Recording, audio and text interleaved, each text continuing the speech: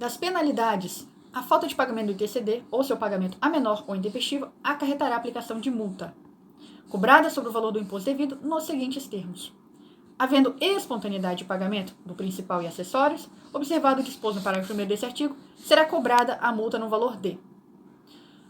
Vamos dar uma olhada no parágrafo 1º. Na hipótese prevista do inciso 1, ocorrendo o pagamento espontâneo somente do imposto, se pagar somente o imposto, a multa será exigida em dobro quando houver ação fiscal.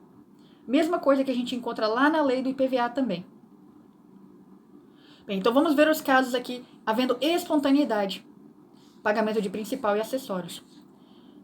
0,15% do valor do imposto por dia de atraso até o 30º dia.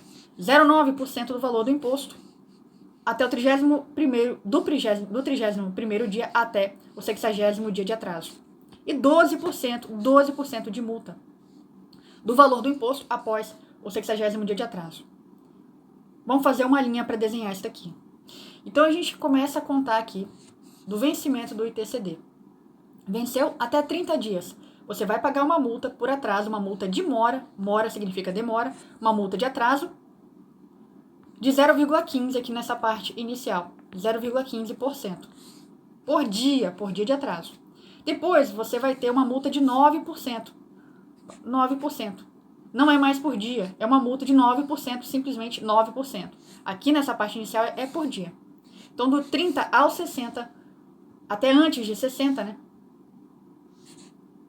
Na verdade, é 30 ao 60 mesmo. Então, se for 60 dias exatos, você ainda vai pagar 9%. Depois de 60 dias, passou 60 dias, aí você vai ter uma multa de 12% aqui, ó. 12%. E é no valor total, não é por dia. O único que vai ser por dia vai ser esse de 0,15 aqui. E aqui é até o 30º dia. Vamos marcar isso aqui, até o 30º dia. A partir do momento que aconteceu o 30º dia, deu 30 dias exatos, você já vai pagar 9%. E depois você, até chegar em 60 dias aqui, chegou em 60 também, 9%. Passou de 60, 61 dias, aí vai ser 12%.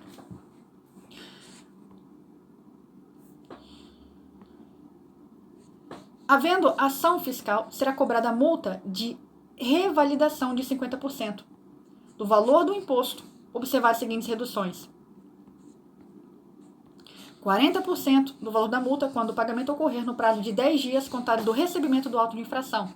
50% do valor da multa quando o pagamento ocorrer após o prazo da linha A que a gente acabou de ver, que é o auto de infração. Até 30 dias contados do recebimento do auto de infração. 60% do valor da multa quando o pagamento ocorrer após o prazo previsto na linha B e antes da inscrição em dívida ativa. Vamos desenhar isso aqui. Vamos imaginar uma multa de R$100, para ficar mais fácil. Houve aqui uma ação fiscal. Já aconteceu uma ação fiscal. Esse é o caso de ação fiscal. Não há uma espontaneidade igual era no inciso 1º. 40% do valor da multa quando o pagamento ocorrer 10 dias contados do recebimento do auto de infração. Então, a sequência é a seguinte. 10 dias contados do recebimento do auto de infração. Recebeu o auto de infração. Contou 10 dias desse recebimento. Nessa parte inicial, você pode ter um desconto que você vai pagar 40% do valor da multa. Então, se a multa total era R$100, você vai pagar R$40 aqui. Tá? E no segundo, 50%, quando ocorrer um pagamento após o prazo previsto na linha A, até 30 dias contado do recebimento do AI. Então, até 30 dias contado do recebimento do AI. Então, você vai ter agora 50%. Você vai ter que pagar 50% dessa multa. Se era R$100, a gente vai pagar R$50 de multa. E agora na linha C, 60% do valor da multa quando o pagamento ocorrer após o prazo previsto na linha B e antes da sua inscrição em dívida ativa.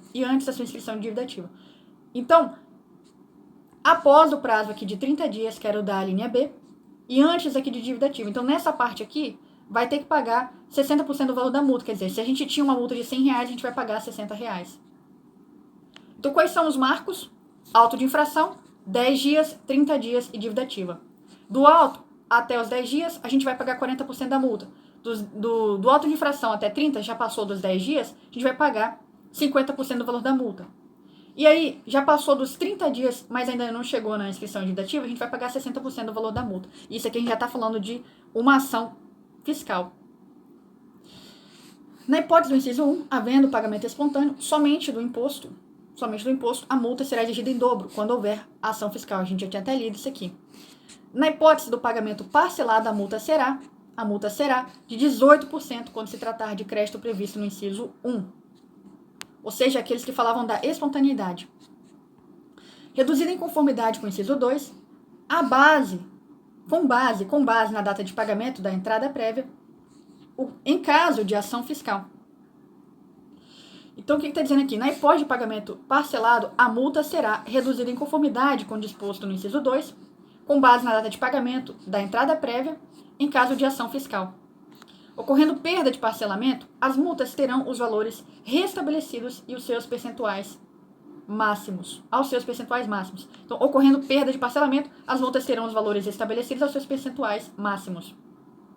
O servidor fazendário que tomar ciência do não pagamento ou do pagamento a menor deverá lavrar auto de infração ou comunicar o fato à autoridade competente no prazo máximo de 24 horas, sob pena de sujeitar-se a processo administrativo, civil ou criminal.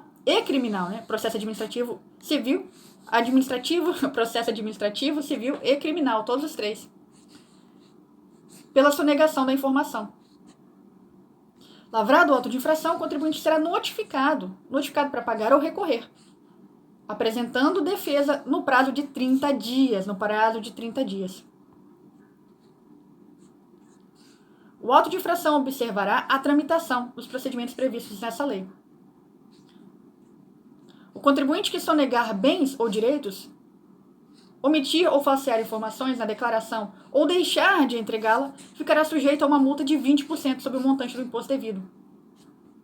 Então, nós estamos falando de obrigações acessórias aqui, ó. Sonegar bens ou direitos, omitir, falsear informações na declaração ou deixar de entregá-la, ficará sujeito a uma multa de 20% sobre o montante do imposto devido. O disposto nesse artigo não se aplica caso o bem sujeito a sobrepartilha, o qual terá tratamento tributário dispensado aos demais bens declarados quando a abertura da sessão ou no decorrer do inventário. Os responsáveis tributários que infringirem o disposto nessa lei ou concorrerem de qualquer modo para o não pagamento ou pagamento a menor do imposto ficam sujeitos às penalidades estabelecidas para os contribuintes, sem prejuízo das sanções administrativas, civis e penais cabíveis. Apurando-se o valor atribuído à doação em documento particular ou público que tenha sido inferior ao praticado no mercado, aplicar-se-á aos contratantes multa equivalente à diferença entre o imposto recolhido e o legalmente exigido, sem prejuízo da exigência deste e também dos acréscimos legais. Sujeito-se a uma multa de 100% do valor do imposto devido a quem utilizar ou propiciar a utilização de documento relativo ao recolhimento do TCD com autenticação falsa. A entidade de previdência complementar, seguradora ou instituição financeira que descumprir a obrigação prevista no artigo 20A, sujeita-se a uma multa de 5.000 UFMGs por plano de previdência privada ou seguro na hipótese de omissão em documento entregue ao fisco. 50.000 UFMGs na hipótese de não cumprimento da entrega de informação. Vamos reler o artigo 20A.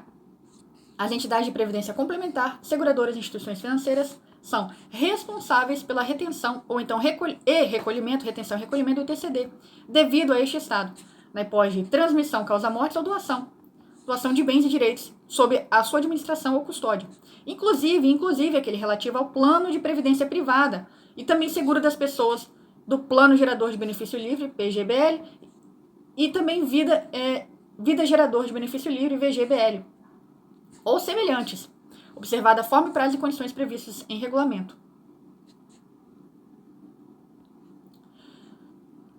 Então, 50.000 hipótese de não cumprimento da entrega de informação. 5.000 por plano de previdência ou seguro na hipótese de omissão de documento entregue ao fisco.